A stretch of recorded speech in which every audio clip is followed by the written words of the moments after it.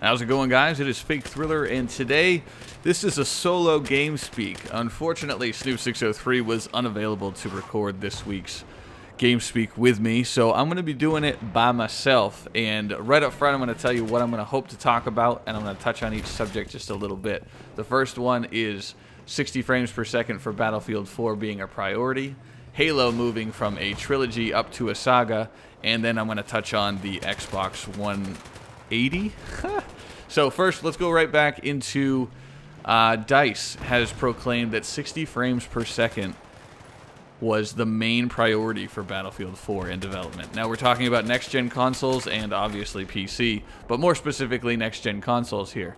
Now 60 frames per second has always been a benchmark, and it's always been a bragging right for either PC, and when it comes to consoles, it's always been something that Call of Duty has been able to obtain, and Battlefield always got scoffed at least for Battlefield 3.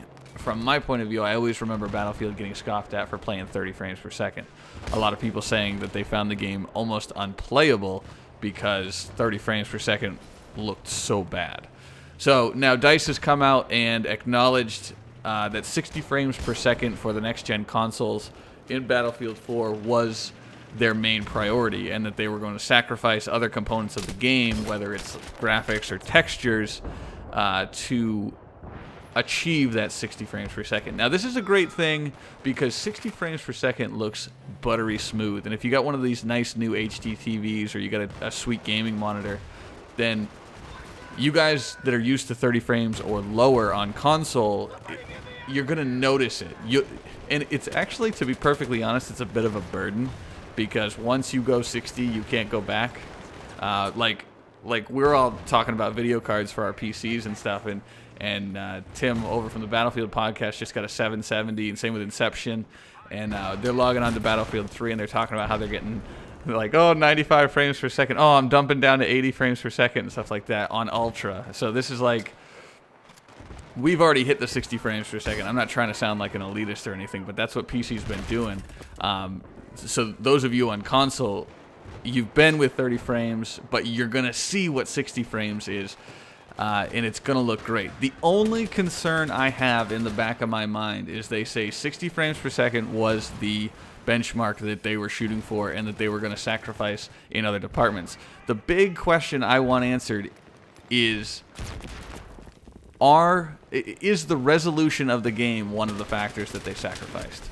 So, because 60 frames per second at 720p is still going to be great, and a lot of people only have 720p monitors and televisions, so you wouldn't even notice anything. But resolution is one of those things that really makes the difference between a game looking phenomenal and a game looking like really good.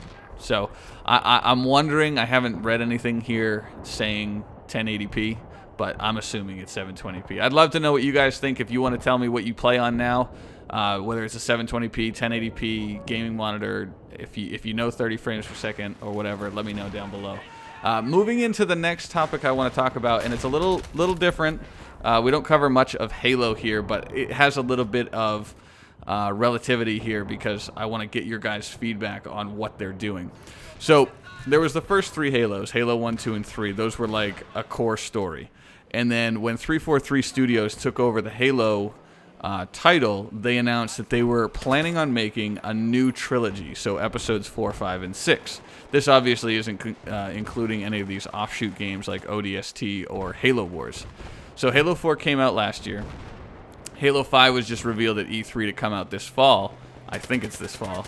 But now they've come out and announced that the trilogy is no longer, and they're moving up to a saga. Now, what that means to me is they're not going to stretch out like 5 or 6 games over the next 15 years.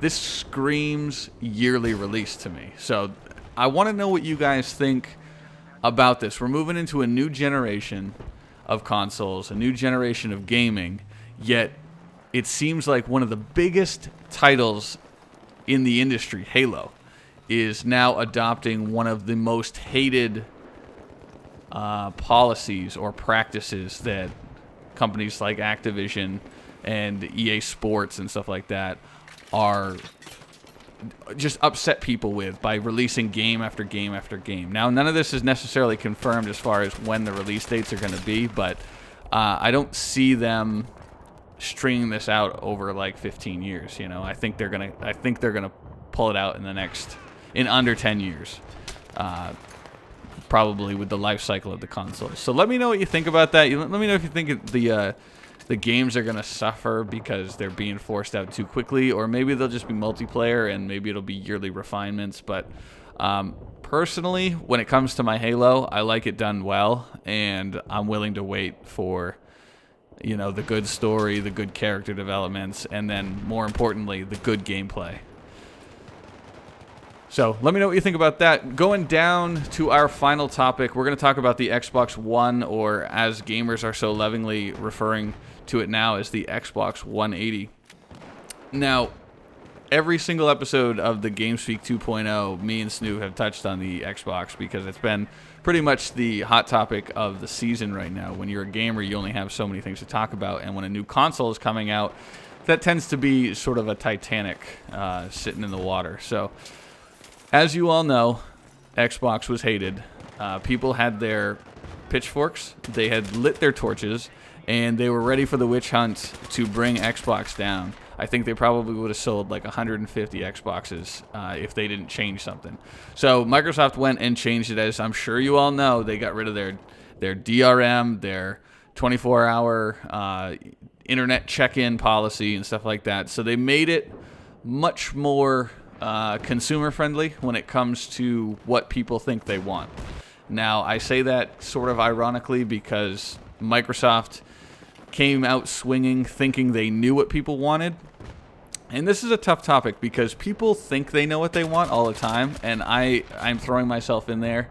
And I mentioned this in the last week's episode of the GameSpeak, where my PC is connected and on and 24/7. It's on the internet and all that stuff.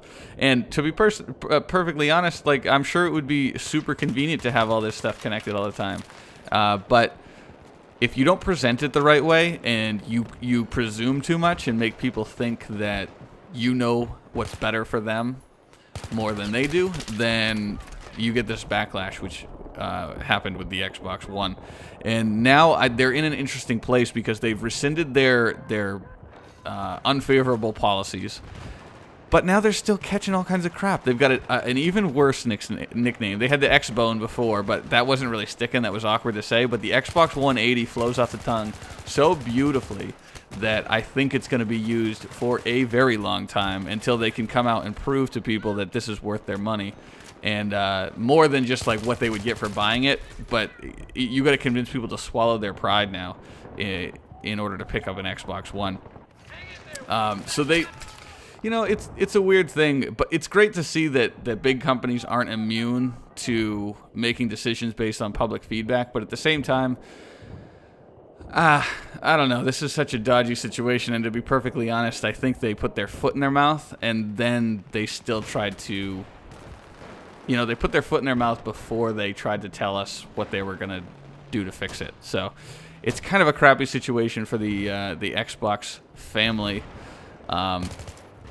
Let me know. Does this change anything for you guys about the Xbox One, or is it Sony PS4 all the way, PC Switch, let Xbox die?